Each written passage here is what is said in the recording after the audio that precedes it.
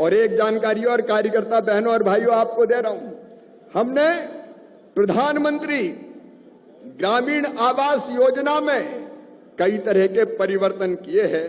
अभी मैं देख रहा था कितने गरीब ऐसे हैं जिनके पास अभी घर नहीं है, तो उसके लिए सर्वे किया गया है और उस सर्वे के अंतर्गत मेरे सभी बहनों और भाइयों को मैं बताना चाहता हूं 29,13,749 नए सर्वे यहां किए गए हैं। 29,13,749। अब इनका एक बार यहां फिजिकल वेरिफिकेशन हो जाए। फिजिकल वेरिफिकेशन पूरे होते ही बचे हुए जितने गरीब हैं उनके लिए भी मकान आवंटित कर दिए जाएंगे। और हमने नियमों में बदलाव किया है। 3 बड़े परिवर्तन नियमों में किए हैं।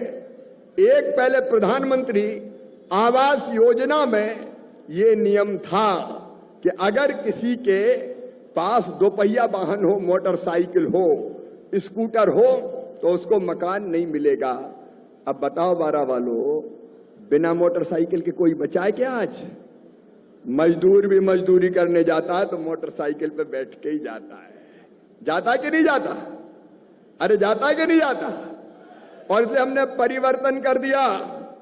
हमने परिवर्तन कर दिया कि हम जिनके पास 2 पहिया वाहन होंगे उनको भी मकान देंगे, उनको मकान से वंचित नहीं करेंगे।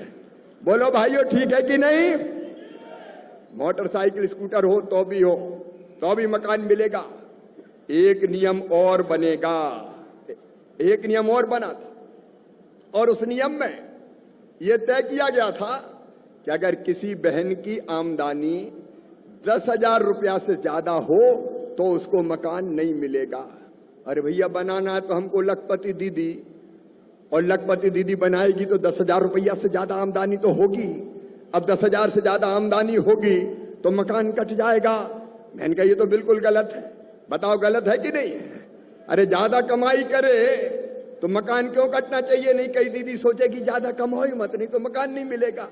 और इसलिए अब तय कर दिया है कि 15,000 रुपया महीना भी अगर मेरी बहन की आमदनी होगी तो भी उसको मकान दिया जाएगा। बोलो ठीक है कि नहीं? राम की चिड़ैया राम कोई खेत, खाओरी चिड़ैया भर भर पेट, चिंता करने की कोई जरूरत नहीं है। और तीसरी चीज, जब मैं कृषि मंत्री हूं तो मन में यह बात भी आई कि किसान जिसके पास खेती है, छोटी खेती, तो छोटा किसान तो बेचारा दिनों रात मजदूरी करता है खेतों में, उसकी आमदनी इतनी नहीं होती कि वो आसानी से अपना मकान बना सके। और इसलिए किसान भाइयों, एक फैसला हमने और किया है, और वो फैसला ये है कि जिन किसानों के पास 5 एकड़ असिंचित जमीन और 2.5 एकड़ सिंचित जमीन होगी, उन किसानों को भी मकान बनाने के लिए पैसा दिया जाएगा।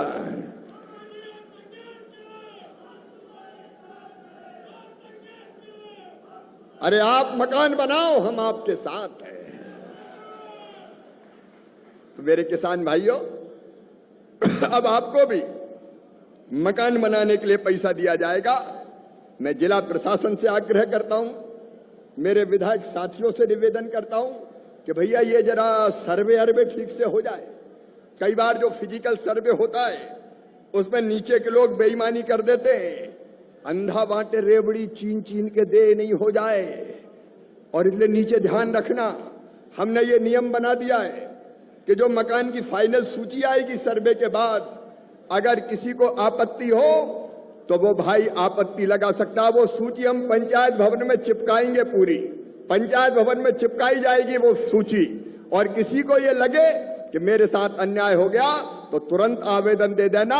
मैं विधायक साथी माननीय सांसद जी आपसे भी कहता हूं कि कार्यकर्ताओं को लगा कि आप भी चेक करवा लेना, किसी पात्र आदमी का घर कट नहीं जाए किसी भी कीमत पर, क्योंकि अभी नाम कट गए तो वो बिना घर के रह जाएंगे।